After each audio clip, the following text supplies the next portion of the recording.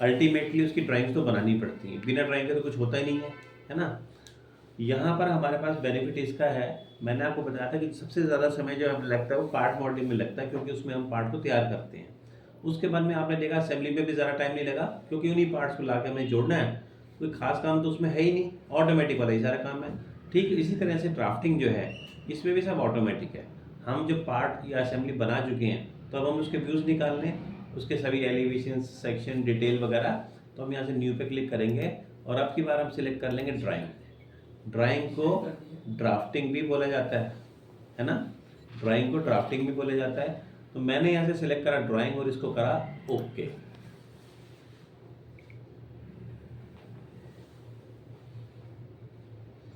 यहाँ पर आप देखो लिखा आ रहा है शीट साइज, वो पूछ रहा है कि आप जो बनाएंगे ड्राइंग कौन से साइज की शीट पे बनाना चाहते हो। यहाँ पे दिखा रहा है A4 ISO, क्योंकि मैंने इसमें अपना स्टैंडर्ड ISO का सिलेक्ट किया तो ये मुझे सारे ISO साइज़ के पेपर दिखा रहा है ना। आप देखो ये पे अगर मुझे साइज़ मालूम नहीं तो हम यहाँ से देख सकते हैं। A4 का साइज़ 210 और 297 है, और A3 का नाम जो है 420 297, A2 A1 A0, आप यहाँ से पेपर साइज़ देख सकते हैं। ये क्योंकि मैंने ओनली शो स्टैंडर्ड फॉर्मेट, क्योंकि मेरा जो स्टैंडर्ड था वो ISO था तो ये ISO पे दिखा रहा है। अगर आप यहाँ से इसको हटा देंगे तो ये नॉन स्टैंडर्ड सब दिखा रहा है। अब आप देखो ANSI ISO DIN GIS BIS BSI GOST GB, आप देख रहे हैं, और कुछ नीचे और भी बने हैं जो हमने कस्टमाइज अपने हिसाब से बनाए हुए हैं। तो इंटरनेशनल सॉफ्टवेयर है, सब तरह के स्टैंडर्ड दिए हुए हैं। हमारा जो यूज़ होता था ISO तो हमने वही ले लिया। कह रहा है अपनी शीट साइज सिलेक्ट करो कि जिस पे आप प्रिंट आउट निकालना चाहते हो आप उस साइज़ का शीट सिलेक्ट करो पहले। मैंने यहाँ से A1 साइज़ की शीट को ले लिया। ठीक, नीचे लिखा है डिस्प्ले शीट फॉर्मेट। ये जो आप ब्लू कलर में आउटलाइन देख रहे हैं इसे हम कहते हैं टाइटल बॉर्डर, और जो नीचे देख रहे हैं इसे हम कहते हैं टाइटल सील। अगर आपको इसके साथ चाहिए तो शीट फॉर्मेट को ऑन रखो, इसके बगैर चाहिए तो ऑफ कर दो। प्लेन शीट मिलेगी और उसका लेके इसमें हमें दोनों चीज़ मिलेंगी, मैंने इसको ऑन रखा। अगर आपको ये लगता है कि हमें तो कोई नॉन स्टैंडर्ड साइज़ की शीट पे काम करना था तो कस्टम शीट साइज़ ले लो। कस्टम शीट साइज़ में अब आप देखो मैंने बोला हमारे तो इसका साइज़ 900 है ऐसे, तो हमने इसमें क्या किया, आप कस्टम साइज़ के अंदर में अपना कस्टम साइज़ भर सकते हो। ये देखो मैंने इसको लिया तो कस्टम साइज़ में 900 ऐसे ले लिया मैंने और 600 ऐसे ले लिया। देख रहे हो आप साथ साथ प्रीव्यू दिखाई दे रहा है। मैंने इसको 500 ले लिया तो वहाँ से गया। आप नॉन स्टैंडर्ड साइज चाहो तो कस्टम में ले सकते हैं हम कस्टम शीट साइज, पर ऐसा हम करते नहीं है, जनरली हम इसमें अपना स्टैंडर्ड ही लेके चलते हैं। ठीक, सो हमने क्या किया कि यहाँ पर अपनी शीट जो है वो न्यू पे क्लिक करा, यहाँ पे गए ओके करा, यहाँ से जाके हमने अपना एक पेपर साइज सिलेक्ट कर लिया, मैंने A1 ले लिया और ओके कर दिया। हमारे सामने ये देखो टाइटल बॉर्डर टाइटल सील आ गया। पिछली बारी कस्टम लिया था तो उसमें कुछ भी दिखाई दे नहीं रहा था, प्लेन स्क्रीन शीट थी। अब यहाँ पर आपसे कह रहे हैं select a part or assembly for which to create the view. आपने व्यूज़ तो बनाने हैं हमें, यहाँ जो भी व्यूज़ बनाने हैं उस वाले पार्ट या असेंबली को यहाँ पे लेकर आओ। ब्राउज पे जाएंगे, जैसे हम असेंबली में क्या करते थे, ब्राउज पे गए आप और आपने जाके यहाँ से सिलेक्ट कर लिया। जैसे मैं मान लो असेंबली को लेके कर रहा हूँ तो मैंने यहाँ से लिया और मैंने यहाँ से असेंबली में से सिलेक्ट कर लिया ये, इसको ओपन करा तो आपने देखा कि ये आ गया मेरे पास, इसका व्यू आ रहा है, ये बॉक्स के फॉर्म में दिखा रहा है व्यू को। मैंने इसको ले जाके यहाँ पर क्लिक कर दिया तो ये क्लिक करने के बाद शो करने लगा। अब आप देखो मैं इसको जब नीचे लेकर आ रहा हूँ तो इधर का व्यू दिखा रहा है, ये बैक व्यू दिखा रहा है, ये लेफ्ट दिखा रहा है, राइट दिखा रहा है। इन्हें हम कहते हैं प्रोजेक्शन व्यूज़, जो व्यूज़ हमारे ऑटोमेटिक बन के आते हैं क्योंकि हमने यहाँ पे एक सेटिंग को ऑन रखा हुआ है जिसका नाम है प्रोजेक्शन व्यूज़। तो ये ऑटोमेटिकली आपको ये इसके व्यूज़ निकाल के दिखा रहा है। ये देखो ऐसे ऐसे ऐसे ऐसे,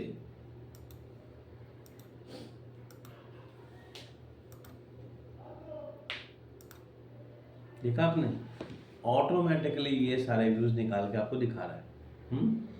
मैंने क्या किया, यहाँ पे नीचे जहाँ शीट 1 लिखा था इसके साथ लिखा था ऐड शीट, मैंने इस पर क्लिक कर दिया तो मेरे पास एक और ब्लैंक शीट आ गई। अब इस शीट में मैं किसी दूसरे पार्ट का व्यू बनाना चाहता हूँ, तो हमने क्या किया, लेआउट वाला बटन खोला, इसमें दूसरे नंबर पे मॉडल व्यू।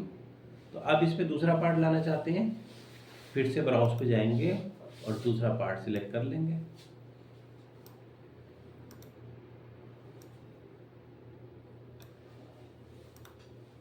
ये लिया मैंने, इसको ओपन कर दिया।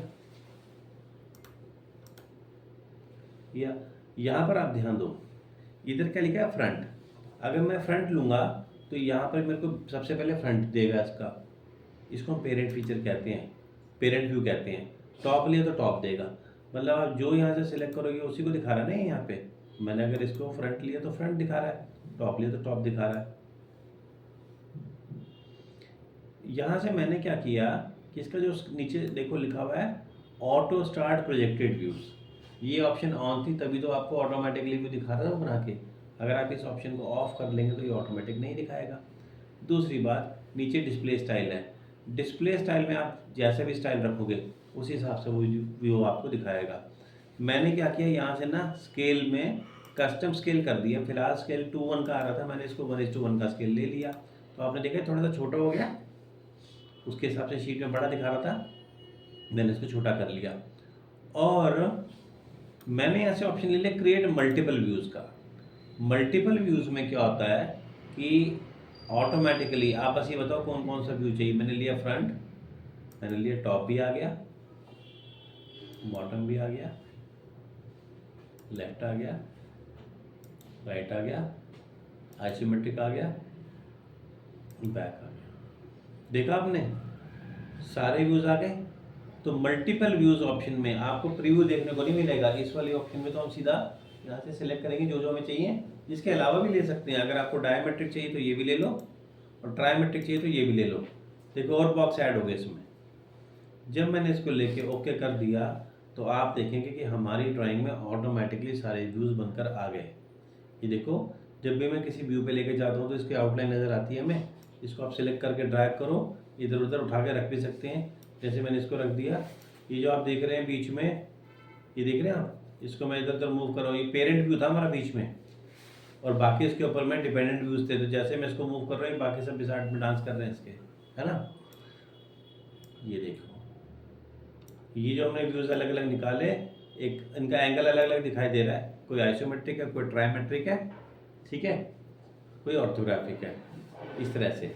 तो सबसे पहले तो हम इसके अंदर में क्या करते हैं, अपने व्यूज़ यहाँ पे शीट कॉम्पोजिशन करते हैं, जिसमें हम सभी ड्राइंग के व्यूज़ को यहाँ पे अरेंज करते हैं। आपने देखा यहाँ पर हमने क्या किया था कि यहाँ पे व्यू हम लेकर आए थे, तो हमने एक एक करके सब व्यूज़ को लगाया था, और वहाँ पर मैंने मल्टीपल व्यूज़ को इंसर्ट करा। अब मैं आपको इस तीसरी शीट में मैंने फिर से ऐड करा और फिर से मॉडल व्यू पे क्लिक करा। अब की बार हम कोई पार्ट लेकर आते हैं, तो असेंबली लाए थे ना, अब मैंने यहाँ से क्या किया, पार्ट ले लिया। तो पार्ट ले आते हैं कोई इसमें से, मैंने यहाँ से पार्ट ले लिया, सपोज ये ले लिया। नहीं, ये वैलिड नहीं पार्ट।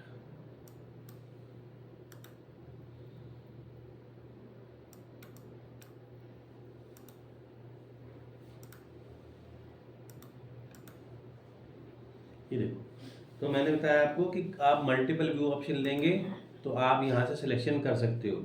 इसमें प्रीव्यू देखने को नहीं मिलता, लेकिन अगर आप अपने हिसाब से करना चाहते हो तो अपने हिसाब से करना चाहते हो तो फिर यहाँ से क्लिक कर दो। प्रीव्यू को ऑन रखोगे तो आपको साथ साथ प्रीव्यू दिखाई भी देगा, ठीक है। अच्छा, मैंने क्या किया, अब की बार ले जाके यहाँ ऑटो प्रोजेक्ट व्यूज़ का जो ऑप्शन था ना, ऑटो प्रोजेक्ट व्यूज़ का, इसको मैंने हटा दिया। तो अब क्या होगा कि मैंने एक जो व्यू रखा यहाँ पे, जो मैंने व्यू रखा यहाँ पे, सिर्फ यही आया। ऑटो प्रोजेक्ट तो आपने ऑफ कर दिया था, ठीक है। हमारे पास जब मल्टीपल व्यूज़ होते हैं तो जो भी व्यू के आउटलाइन हम यहाँ पे क्लिक करते हैं, देखो आउटलाइन इसकी दिखाई दे रही है, ये करंट व्यू बन गया। जिस पे भी मैंने क्लिक करा और उसकी आउटलाइन हाईलाइट हो गई, ये हमारा करंट व्यू बन गया। तो यहाँ पर आप देखो, मेरे पास अभी तो सिंगल ही था, तो यही हमारा करंट व्यू था। अगर मैं इसको बाद में, अब हम ऊपर चलते हैं, यहाँ से ऑप्शन लेते हैं प्रोजेक्टेड व्यू का, ठीक है। अगर मैंने शुरू में यहाँ इसके प्रोजेक्टेड व्यूज़ नहीं बनाए और बाद में बनाना चाहते हैं तो हम प्रोजेक्टेड व्यू पे क्लिक करेंगे। उसने का व्यू सिलेक्ट करो, ये देखो आप, मैं इसके नीचे लेकर आया, ये इसने दिखाया 90 डिग्री पे, ये इस साइड का व्यू, ये इस साइड का व्यू और ये इस साइड का व्यू। ये आपका आइसोमेट्रिक व्यू दिखाना चाहते हैं तो आप इस तरह से आइसोमेट्रिक व्यू भी बना सकते हैं। ये देखो, ऑर्थोग्राफिक व्यू समझ आ गए, जो सीधे 90 डिग्री पे निकाले जाते हैं वो ऑर्थोग्राफिक व्यूज होते हैं। ये जो मैंने सबसे पहला बनाया था पेरेंट व्यू था, इसका विजुअल स्टाइल अगर मैं चेंज कर दूं, आप देखो मैंने क्या किया, डॉटेड करा। जैसे ही मैंने इसको डॉटेड करा, हिडन करा, मतलब हिडन में देखो अंदर की लाइन दिखाई दे रही है डॉटेड में। जैसे मैंने इसको हिडन करा, बाकी सब में भी हिडन हो गया, देख रहे हो। मैंने इसका ग्राफिक स्टाइल ये किया तो देखो,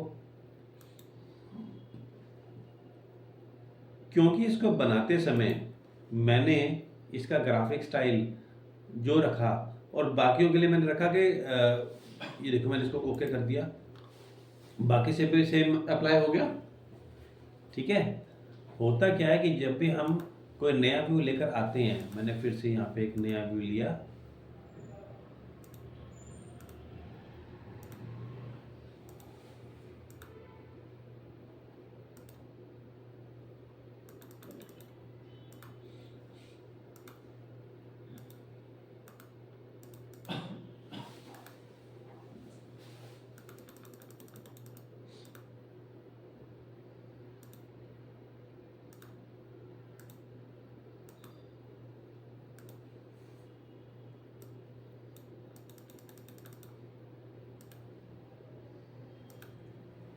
ये देखो, जब भी हम एक नया व्यू यहाँ पे रखते हैं तो आप इधर इन बातों पे ध्यान दे रहे, साइड की सेटिंग्स पे देखो। मल्टीपल व्यूज़ आपको समझा चुका हूँ, इसके बाद मैं प्रीव्यू समझा चुका हूँ। यहाँ पर एक जगह लिखा है display state, auto start projected view भी समझा चुका हूँ। डिस्प्ले स्टेट में क्या है कि आप जो भी इसको रखने जा रहे हो, कौन सा आप इसमें रखना लेना चाहते हो। मैंने अगर यहीं से हिडन लाइन ले ली तो हिडन लाइन भी दिखाएगा मेरे को ये आगे।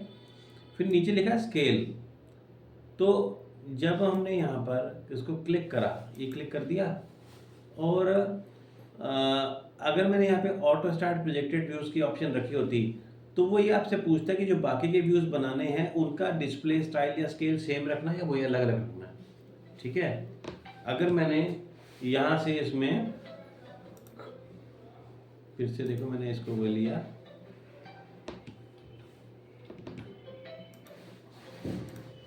ये लिया आपने, और इसको लेने के बाद में मैंने यहाँ से ऑप्शन ऑटो स्टार्ट प्रोजेक्ट का ऑप्शन ऑन रखा। ठीक है, क्लिक करा इस पर, तो ये देखो अब ये बनकर आ रहा है। यहाँ ध्यान दो, डिस्प्ले में क्या लिखा है, यूज़ पेरेंट स्टाइल। इसका मतलब कि जो हमारा पेरेंट व्यू है वही वाला इसका डिस्प्ले स्टाइल रखना है ना, या अलग रखना है। सेम रखना है तो इसको हम रखते हैं, हम नॉर्मली सेम ही रखते हैं। उसी तरह से यहाँ स्केल की बात आ गई कि आपने जो स्केल रखना है वो सेम रखना है या अलग रखना है। यूज़ पेरेंट स्केल रखा है तो पेरेंट स्केल पे सेम चलेगा। ये देखो,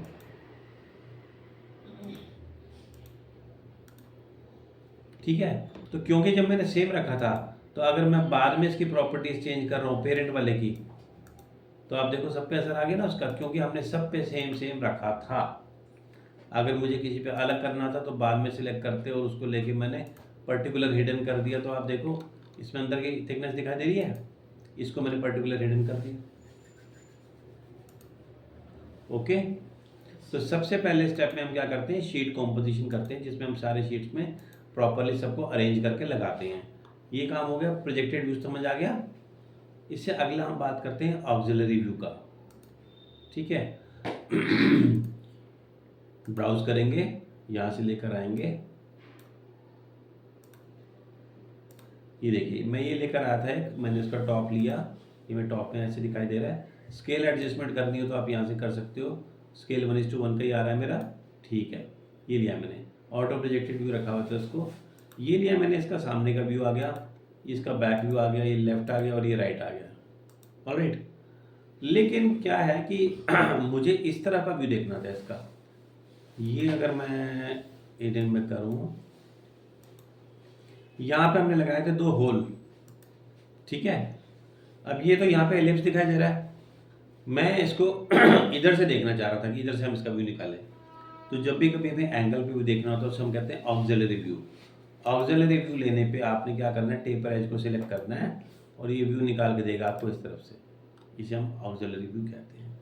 ठीक है, व्यू को आपने पलटना है तो आपको इधर की तरफ का देखना है व्यू या उधर की तरफ का देखना है। यहाँ से ये जो आप देख रहे हो ना, ये इसका साइड को डिनोट कर रहा है। फ्लिप डायरेक्शन इधर से देखना है उधर से देखना है, दोनों साइड से देखा जा सकता है ना इसको। तो ऑक्सिलरी व्यू जो होता है वो इसका टेपर व्यू होता है, साइड वाला व्यू होता है। ठीक है, काफ़ी इतना आज के लिए। तो आज मैंने आपको ड्राफ्टिंग का इंट्रोडक्शन दिया और साथ मैंने आपको बताया कि शीट कॉम्पोजिशन कैसे किया जाता है। ठीक है, मल्टीपल व्यूज़ कैसे लगाए जाते हैं, सिंगल व्यूज़ लेके उसके बाद कैसे लगाया जाता है, या फिर ऑटो प्रोजेक्टेड में हम साथ साथ कैसे बना सकते हैं। तो पहले तो शीट कॉम्पोजिशन सीखो जिसमें आप व्यूज़ को अपने हिसाब से अरेंज कर सको, जैसे मैंने आपको अलग अलग कई जगह पे करके दिखाया। ठीक है, नेक्स्ट क्लास में कल फिर मैं आपको कुछ और आगे कराऊंगा। कल हम इसमें ये सब बाकी चीज़ें ऑप्शंस करेंगे इसके। देखो इसकी प्रैक्टिस।